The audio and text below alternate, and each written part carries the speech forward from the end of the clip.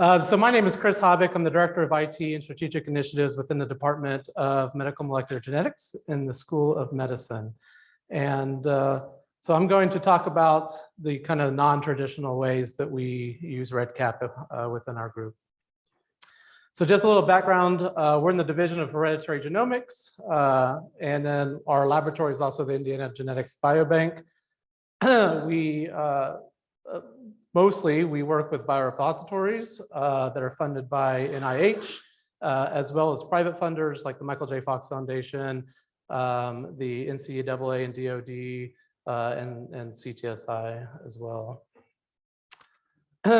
So we have three kind of really large umbrella biorepositories. We have NCRAD, which is the Natural Centralized Alzheimer's Centralized Repository for Alzheimer's disease and related dementia. And I'm not going to read all the diseases, but you can see the neurodegenerative diseases that it specializes in. We also have BioSend, which is the biospecimen exchange for neurological disorders. And then we have, like I said, the Michael J. Fox Foundation biorepositories. So our structure, so our laboratory team, it's made up of 64, last time I checked, 64 people. Our study team, our project management team is 44, and then my team specifically has 14 people under me. That's made up of data analysts and software developers mostly. So as we've seen today, certainly REDCap can be used for surveys, registries, data collection tools, multi-site longitudinal studies. We've used it for these as well. But I really wanted to talk about some of the other uses here. So certainly e-consenting, and we've talked a lot about e-consenting today. I'll show you a slightly different example of one. Study logistics, operational workflows, data flow with REDCap API, and then a pilot study that we did using REDCap. So for e-consenting, we've been using actually REDCap for e-consenting before the e-consent module existed. So we kind of had our own setup using the signature field, using an email field so we could email the participant their kind of signed copy of their consent. And then the e-consent module came around, and so we adopted that. And so that's worked well. And then we had an opportunity for a study to do a video consent. And so I'm going to kind of just show an example of it. With the neurodegenerative diseases, we're typically dealing with an older population and a less technical population. And so, so we kind of developed this, what we would call a video consent. And so ANG, this study was essentially, there was a much larger study called IDEAS, where they collected data about, I think it was with probably AD and RD related dementia participants. And they also did PET scans and imaging with those. And so there was a selected few participants that they wanted to be able to collect a saliva sample on and do kind of whole genome sequencing and pair that sequencing data with the rest of the clinical data within the study. So what we did is we received the list of subjects that would be eligible for this from the IDEAS group. We uploaded it into the REDCap project, and then we sent those participants kind of an email like you've seen already. So they would click on this. And so what we did is we made little snippet videos. So we actually had a production crew. We had just text that she would read through, and we then had video editing, cut it into small segments. So I'm going to skip this one, just go to the next page here. So we would have the name piped. I'm using just as a survey, so the name's not piped here, but they're making sure this is the correct name. We're also asking them if they have an LAR, a legal authorized representative, sitting with them watching the video. As I said, some of the participants would have some level of dementia, and so they can mark yes, and we collect the name of that individual. I'm just going to say no for now, and then it's going to get mad at me that I'm not doing that, but I can carry on. So this is an example. I'm I'm going to hit play. I have no idea if sound will work, and it doesn't really even need to work for this. You previously participated in the Imaging Dementia Evidence for Real-World Scanning Study, also known as the IDEA section study. by section of the During the consent. IDEA study, so for some participants, this works well. Other participants, maybe they're at a place that they can't hear, or maybe they have some reason why they can't hear. So we also give them the option to read the text verbatim. The goal of ANGIE is to collect a saliva sample, so the DNA, participant has the option. One of the concerns from the IRB was, well, if you just do the these saliva sample will be stored at the National Cell Repository for Alzheimer's disease, or NCRAD. NCRAD is located. So in each one of the videos, we've added a question. And so really the question is kind of making to pair clinical information and brain imaging data collected in the IDEA study or other related studies with DNA. So it doesn't matter if you answer right or wrong. Please pause the video. Nucleic acid is the genetic material in our body, which is made. If you answer it correctly, we can hit next. And it kind of just gives you this positive reinforcement that yes, you're right, that the point of the study is to pair your genetic information with other data collected.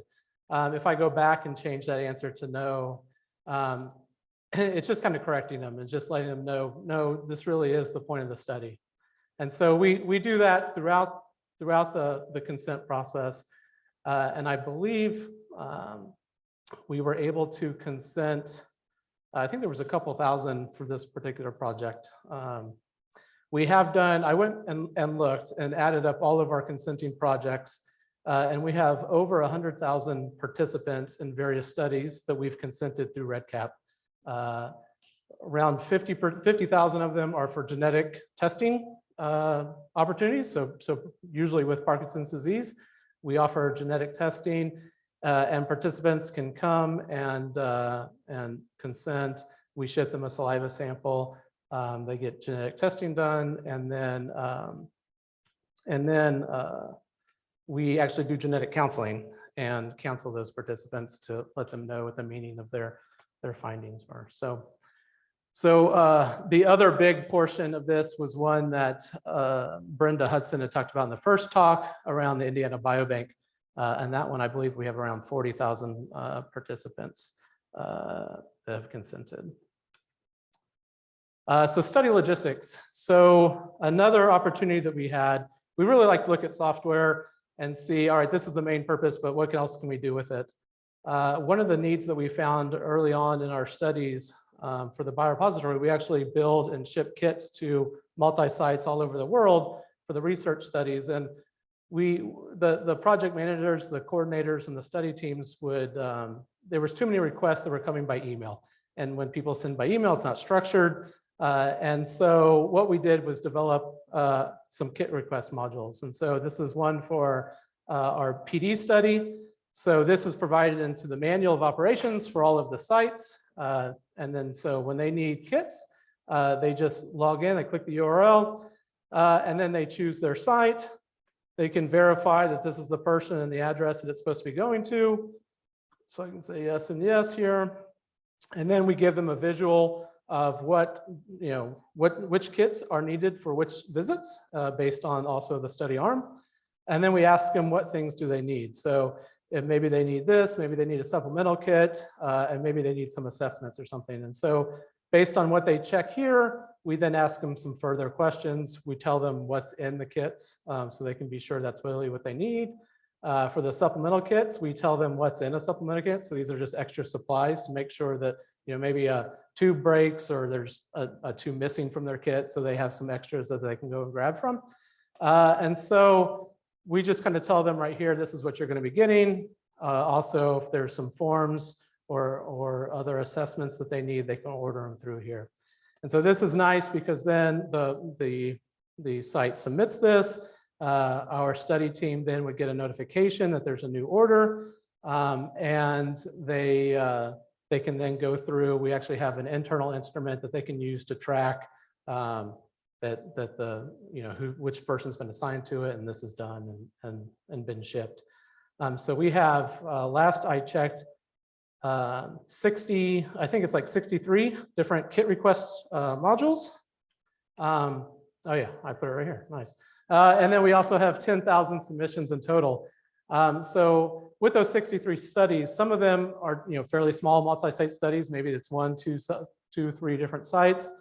We have sites that have over 50, or studies that have over 50 sites. And so this is just a good way to keep those standard, so we know exactly what they need. The other nice thing about the kit request modules is my team was able to kind of build the first few, and then our study teams actually, because REDCap is fairly easy to use, our study teams, as they have new studies onboarding, they're able to kind of copy one project and then just build and edit the kit request. So now my team doesn't need to sit and do that for every study. The study teams are able to do that on their own if they would like. We also use for referrals, so we have a couple pathology or brain donation cores for Alzheimer's and Parkinson's disease. And so we're able to work with the participants to do donation planning, making sure that we have a plan, the family has a plan of when that participant would pass, how that brain donation will work. And then we're able to do an annual check with the family to make sure that nobody's moved. This is still the same contact information. This is still the next of kin. Everything is still in order. So we use it for that. We use it for site referrals. So there's a lot of times where maybe one of the study sites has some reason why they need to pass a participant to us. Maybe it's because they were found to have a rare genetic mutation and we're going to offer counseling to them. Maybe it's that they are interested in participating in the brain donation program. So we do use that for sites to send us data. And then, as I mentioned, the genetic testing and counseling, we've had over 40,000 participants participate in that. So operational workflows. So we use it for participant travel requests. So one of our studies called PPMI, Parkinson's study, we actually manage the travel of some of the participants to the site. And so the site can let us know when a visit's been scheduled. And then we contact the participant and start working out all of the study logistics. We work out what days, do they need train tickets, plane tickets, any car service. And then we are able to pass that information on to a travel agency who will book all of it. But that works because the sites are able to let us know when a visit's been scheduled through REDCap. We also use it for quotes. So oftentimes we were getting investigators that wanted to use our service, especially in our biorepositories. They wanted to have us bank their samples. And so we would get over email quite often, like, how much does this cost? How much does this cost? And so there was a lot of back and forth that we were having to do to constantly ask them questions and clarifying questions.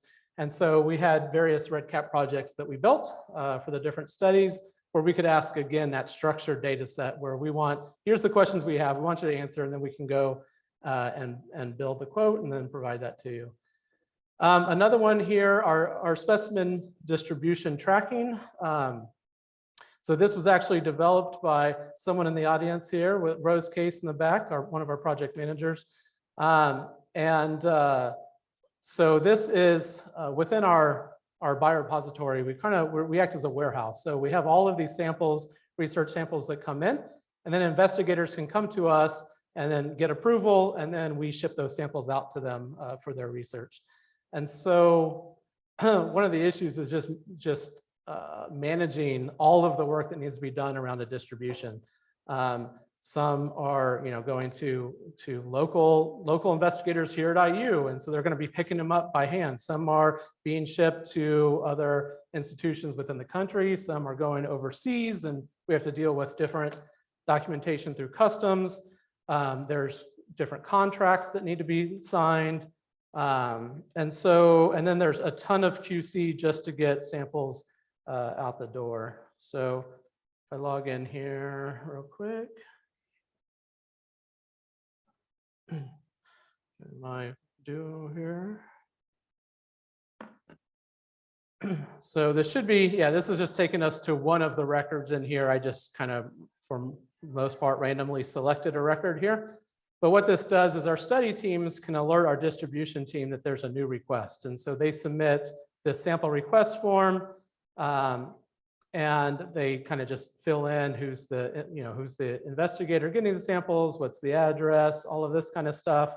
And then there's a lot of questions that we answer depending on the specimen type that's being requested. And so in this case, it's just CSF. So there's a lot of extra fields, but it's just to help, again, structure and really get as much information as we can. So the study teams fill this out. They upload any other information, meeting notes, anything else that they need to do. And now our distribution team can take this on.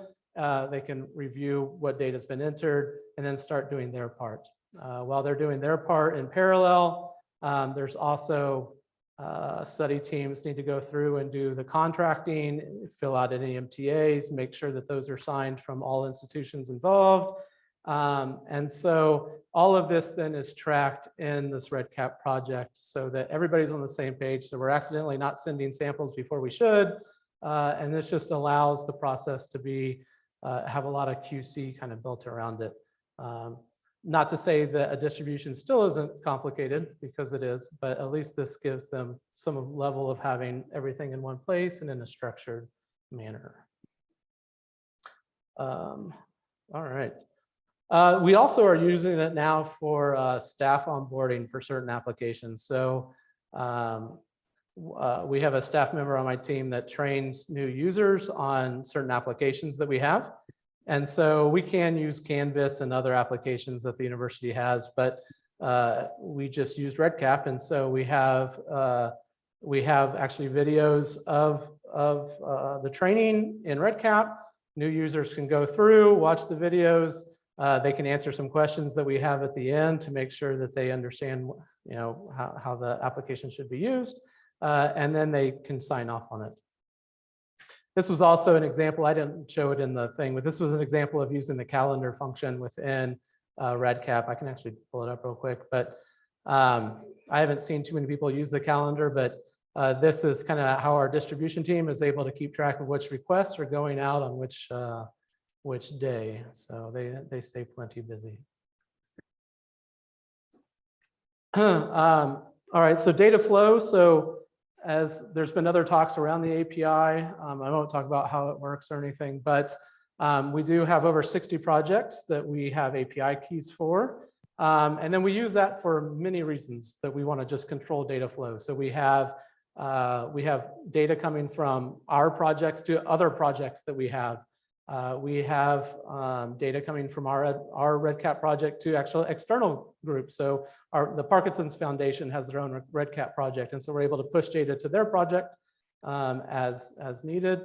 That same way works in reverse as well. So we are constantly pulling in data from multiple sources and putting it into one of our projects. And then we also use it to pull data out and put it into another database system that we have that then we can build reports and dashboards and use other analytical tools on, like other people have already discussed today. So I wanted to also talk about a pilot study that we did within REDCap. So essentially what we have are these little smell tests here, kind of little booklets. There's 4 booklets in a set. This is called an upset. And there's little, you can kind of see here with this little colored box, it's actually a scratch and sniff test. And so the person would, scratch the smell test, smell it, and then choose which of the 4 options they thought that smell was. And so one of the early symptoms or signs of Parkinson's disease is actually loss of smell or hyposmia. And so this is one of the things that we can use to help start identifying participants or people who might be developing Parkinson's disease. And so we were asked by the Fox Foundation, they wanted us to be able to screen over 100,000 people with an upset to get enough people to then scan or to go send to a site that has some data imaging done to look for dopamine deficits. If that was apparent, then they would enroll them or try to enroll them into a clinical study. So that's PPMI as well. And so you need to screen a lot of people to get the numbers that they were wanting to go into their clinical sites. And so one of the things, the UPSIT's been used for years. It's been around for a long time. However, in other institutions, they had people doing the data entry. And I think we've heard a few talks where it takes a lot of time and manpower to do data entry. The UPSIT alone is 40 questions. But then there's an UPSIT screener where people can kind of talk about smell loss. They can enter information around COVID and some other things that might affect smell. And so we're trying to see, is there a way that we could actually have the participant do the data entry and not us? And so we didn't have to hire a large team of people. And so we want to do a proof of concept to see, well, how accurate would a participant, again, these are people all over 60, how accurate would they be at entering this in? And so what we did is we did a pilot study here where we sent, we actually have a registry database already kind of made where we have participants that have agreed to do other research with us. And so we selected over 127 people, or we had 127 consent. I think we asked maybe 150, hoping to get over 100, if they would be willing to do this. And so we had 127 consent. We sent them the UPSITs, and then we had 108 actually complete it. So they would log in, or they would click a link in their email, and they would actually, well, first they would do the UPSIT. They would circle in the little options on their card with a pencil, and then they would log into REDCap and enter them in one by one. So we made these forms so they kind of mimic exactly what each page looks like. One of the downsides with REDCap is we can't change the background color, at least at the time. Maybe you can. At the time, we weren't sure how to change the background color per screen to kind of mimic the multicolor UPSIT, but that was okay. And so we went ahead, had them enter it, and then they shipped the UPSITs back to us. And then we did have a person locally, one of our staff members, go in and enter in all of those results again on a second screen. We extracted that data and gave it to a statistician to see the accuracy of the participants. And it was well in the 90%. It's been a few years, so I don't remember what the number was, but it was fairly accurate. For us to screen people to go to a site, we're looking at people who are less than the 15th percentile. So you can miss a lot anyway. So there is room for just natural, error, data entry errors anyway. But so we did find that it was fairly accurate, and so we moved forward with actually building a different platform. So we made a platform from scratch because we had some other requirements. So in that, in PPMI, there's kind of multiple online tools that participants can use. And there's a single sign-on. There's a PPMI actually username and password that is shared amongst all of those. And so we needed to build an application that could interact with that. And then there's some other things that we had to do that at the time REDCap couldn't do. But it was great that we could pilot this concept, this idea, and we do that a lot with REDCap. So if we just have an idea, we have somebody go in and just try to do it. And if that fails, we then contact Andy and the REDCap team and say, is there a way to do this in REDCap? And they've been great and really helpful to us as well. But it's just, I think I have I think I counted like 250 REDCap projects, and probably the vast majority of them have the word test in it, where we're just making copies and trying to do different unique things or novice things. So, so REDCap has been great for that. So, yeah, I talked about this already. So this is the new portal that we have, and so you can see each page kind of mimics this. And then we kind of have this last page where the participant can actually verify that they've chosen all the right ones.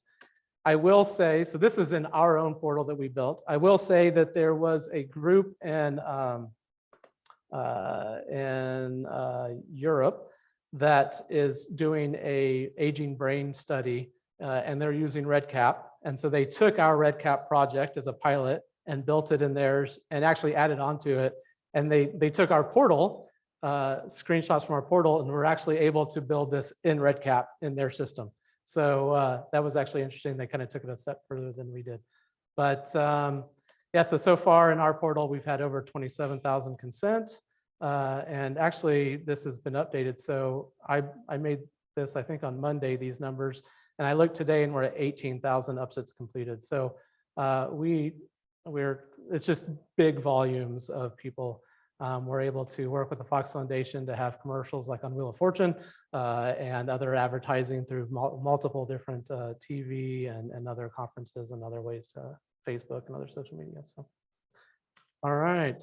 So special thanks. So Tatiana Faroud is our PI of all of this. We have our study and laboratory teams, and then I wrote out the names of my team members here. So that is it. Any questions? All right. Do that. Good. Oh, you have a question? There was a question from online. Okay. Can you share the specimen distribution tracking instrument? I guess it's quite complex, but sure.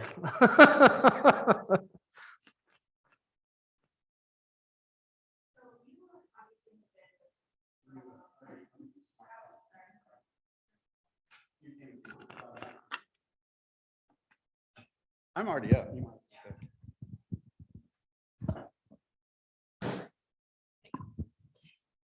So I was saying that you've been with the team for a long time and have the specialized knowledge. And I know that there's a lot of applications that come out of Vanderbilt that we're not able to implement at IU based on just staff, but your team is able to kind of implement things kind of on its own, right? So with that, kind of similar to the question that was online, do you typically share things that you've been able to implement for your team with other people at IU, or how do you typically handle that? So typically, if you actually look at our projects, like the kit request module and some of those things, they're actually really basic at what they do. They're just collecting, they're just text fields with some basic branching logic. So them, if you just look at it, they're not really all that complicated. It's just the idea that that maybe you don't normally use an EDC system to do these kind of things. And so what we're doing is, if we need to collect data and we don't want to write a whole new application, and REDCap meets that need, we build it in REDCap. And so we do have some fairly complex things when it comes to data management that we use with REDCap, but they're fairly specific for what we need. They're not like tools that we necessarily reuse, like the REDCap ETL tool and some of those others. A lot of them are scripts. So we have scripts that hit a project, pull data out, and do something with it. And so we have a ton of just scripts that run at night. I have no idea even how many scripts we have run, but it's just a lot of sorting and moving around and things like that. So we certainly aren't opposed to working with people who or sharing information. We actually do that in other parts of our group. We have somebody, for example, that is well known in the Shiny for our studio. So Shiny is a project, and so he actually has a module that they share in our package that many people from all over the world download and use. And so we certainly are we're okay doing that. I don't know that I would describe what we do in REDCap as shareable in the sense reusable. So like if people who are in with Steve Brown and that REDCap, the API key thing that he showed, I think that would be awesome to share and use. But most of ours are data handling scripts and things that we do just to manage all of the data.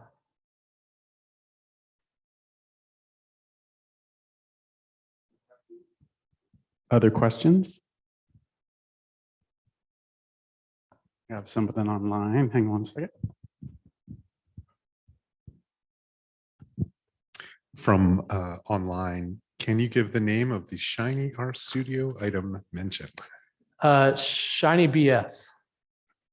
So it's Shiny Bootstrap. You better define that. Yeah. So in all honesty, I'm not sure the last time you updated it. So, but it was updated before. But yeah, it's a really useful tool for people that are getting into doing like web applications and visualizations with RStudio.